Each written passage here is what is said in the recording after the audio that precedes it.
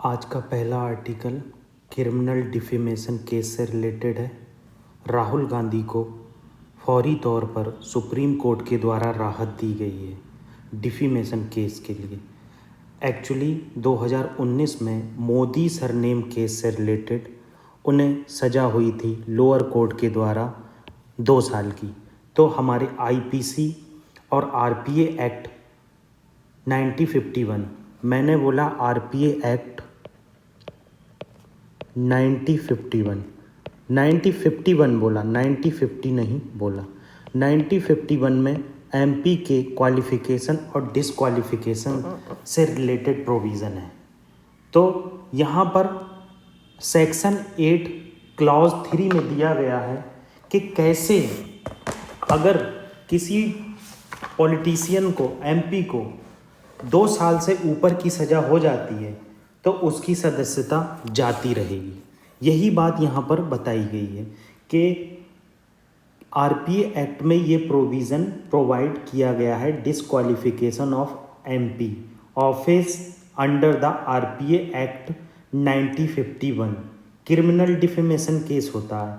इसमें मोदी सरनेम से रिलेटेड ये केस है।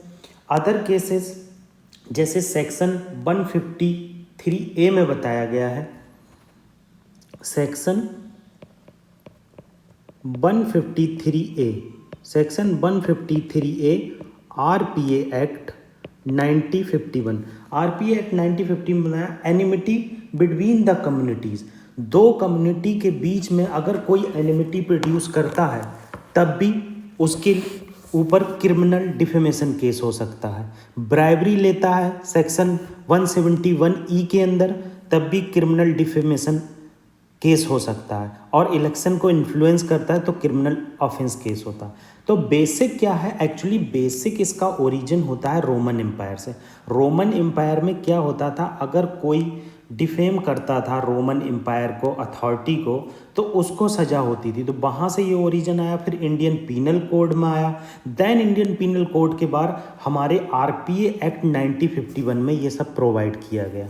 ठीक है, तो यहाँ पर हमने देखा कि कैसे क्रिमिनल डिफेमेशन केस में मोदी को 2 साल की सज़ा हुई थी, मगर सुप्रीम कोर्ट ने फौरी तौर पर उन्हें राहत दे दी है। राहत देने का मतलब ये है कि लोअर कोर्ट जस्टिफाई नहीं कर पाई कि 2 साल की ही सज़ा क्यों, उसमें कोई रीज़न नहीं दिया। इसीलिए सुप्रीम कोर्ट ने उन जजेस की वर्डिक्ट देखते हुए ये चीज़ कही है। तो हम जान लेते हैं सेक्शन 499 और सेक्शन 500 आईपीसी का किससे रिलेट करता है। सेक्शन 499 बताता है कि कैसे आप डिफेम करते हैं आदमी को, स्पोकन कंटेंट के थ्रू, स्पोक करके, इंटेंड करके, रीड करके कोई चीज़, और विजिबल रिप्रेजेंटेशन के द्वारा ऐसे डिफेम किया जाता है। ठीक है, अदर प्रोविज़न क्या है, जैसे पब्लिश करना, और कोई भी चीज़ जैसे इंटेंशन आपका गलत होना, किसी की रेपुटेशन पे जो हार्म होगा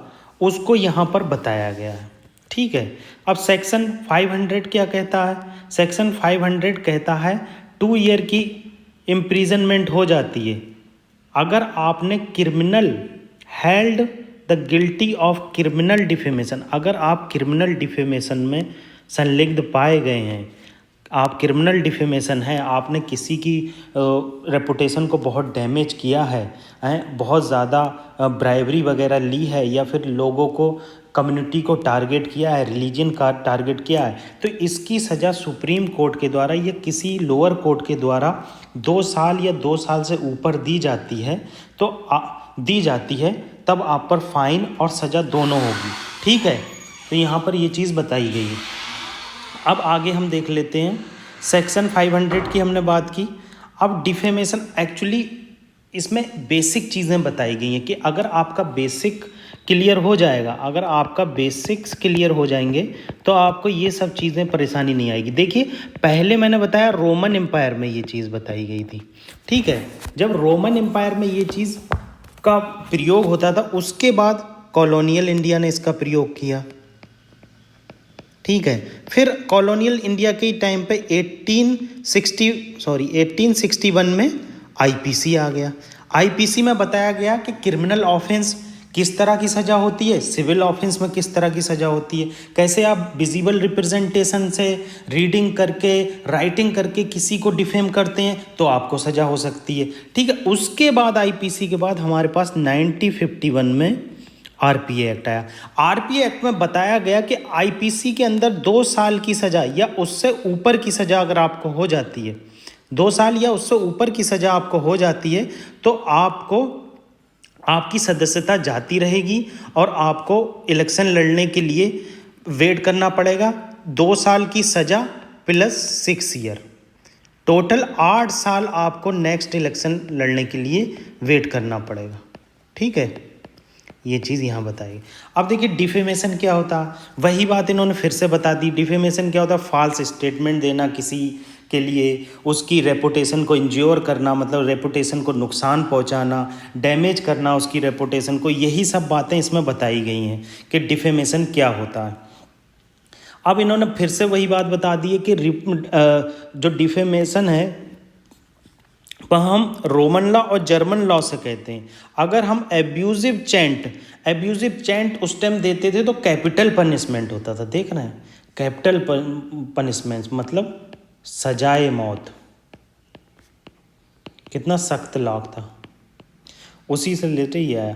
अब डिफेमेशन लॉ इंडिया में क्या डिफेमेशन है, अब ये बात आर्टिकल 19 में हम जानते ही हैं। आर्टिकल 19 का क्लॉज 1 कहता है आपको फंडामेंटल राइट है आपको फ्री स्पीच एंड एक्सप्रेशन की, मगर आर्टिकल 19 क्लॉज 2 जो है वो कहता है कि आप पर रेजनेबल इम्पोजिशन लगाया जा सकता है आप पर, और रीजनेबल जो रेस्ट्रिक्शन लगाई जाती है उसमें आप कंटेम्प्ट नहीं कर सकते, कोर्ट के ऑर्डर की अवहेलना नहीं कर सकते, तो आप पे कंटेम्प्ट ऑफ कोर्ट हो जाएगा, कोई ऑफेंस नहीं कर सकते। अब वही इन्होंने कहा गया कि सिविल रॉन्ग होता है, क्रिमिनल ऑफेंस होता है, देखो। और सिविल रॉन्ग में क्या है, आपको मॉनेटरी कंपनसेशन से छुटकारा मिल जाएगा, आपकी सज़ा कम हो जाएगी, और अगर आपने क्रिमिनल लॉ के अकॉर्डिंग आप पे सज़ा होगी और मॉनेटरी भी वैल्यू आप पे लगेगी। ठीक है, तो ये चीज़ यहाँ पर बताइए। अब इन्होंने कहा है कि ये फ्री स्पीच का उल्लंघन है। फ्री स्पीच का उल्लंघन कैसे, जैसे आर्टिकल 19 में हमारे राइट टू फ्री स्पीच है और एक्सप्रेशन है, मगर वहीं पर सुप्रीम कोर्ट कहता है कि अगर आप पर राइट टू स्पीच है, राइट टू फ्री एक्सप्रेशन है, तो इसका मतलब ये नहीं है कि आप कुछ भी बोलेंगे, तो उस पर रीजनेबल रेस्ट्रिक्शन है। उस रीजनेबल रेस्ट्रिक्शन के अंदर supreme court contempt of court कर सकता है, आईपीसी के अंदर आपको सज़ा हो सकती है, ये सब चीज़ें आप देख सकते हैं यहाँ पर, यही बातें सब बताई गई। तो आपको इस आर्टिकल में मेनली क्या याद रखना है, मैं आपको ये बता देता हूँ। मेनली आपको क्या याद रखना है, आप एक चीज़ जान लीजिए, आपको याद रखना है आरपीए एक्ट 1951, आईपीसी और रोमन लॉ। हम यहाँ से ट्रेस करते हुए आएंगे, रोमन लॉ से आए, देन आईपीसी में हमने इसका प्रोविज़न रखा, देन आरपीए में रखा। आरपीए जो है आईपीसी की सज़ा को रिकॉग्नाइज करके वर्डिक्ट देता है। ठीक है, ये चीज़ यहाँ देखिए। अब आगे देख लीजिए, नेक्स्ट आर्टिकल कलबेलिया डांस से रिलेटेड है कि कलबेलिया डांस कहाँ पर ऑर्गेनाइज होता है, कलबेलिया, और किस ट्राइब्स के द्वारा ये डांस किया जाता है, तो देख लेते हैं। कलबेलिया डांस एक ट्रेडिशनल इंडियन डांस है जो ओरिजिनेट हुआ स्टेट ऑफ राजस्थान से। ये बहुत एनर्जेटिक, इसमें वो थंब एनर्जेटिक इम्प्रेशन होते हैं, इसमें बहुत ज़्यादा फुटवर्क का यूज़ होता है और बहुत ज़्यादा मतलब पब्लिक के द्वारा ये वहाँ पर एंटरटेन किया जाता है। ये एक्चुअली स्नेक चार्मर वहाँ के एक ट्राइब है कलबेलिया, उनके द्वारा, ये नोमेडिक ट्राइब के द्वारा ये डांस किया जाता है। ये इम्पॉर्टेंट है, आप ये जान लीजिए 2010 में यूनेस्को ने इसे इंटेंजिबल हेरिटेज लिस्ट में डाला था। ठीक है, तो ये चीज़ इंपॉर्टेंट। कलबेलिया से रिलेटेड 2 ही चीज़ें इंपॉर्टेंट हैं कि कलबेलिया डांस कहाँ से ओरिजिनेट हुआ और इंडियन में और कैसे इसमें फुटवर्क का यूज़ होता है, और यूनेस्को की हेरिटेज लिस्ट में कौन से हेरिटेज लिस्ट में आता है। इनटेंजिबल कहा गया, आप ये चीज़ देखिए यहाँ पर, इसे इनटेंजिबल कहा गया।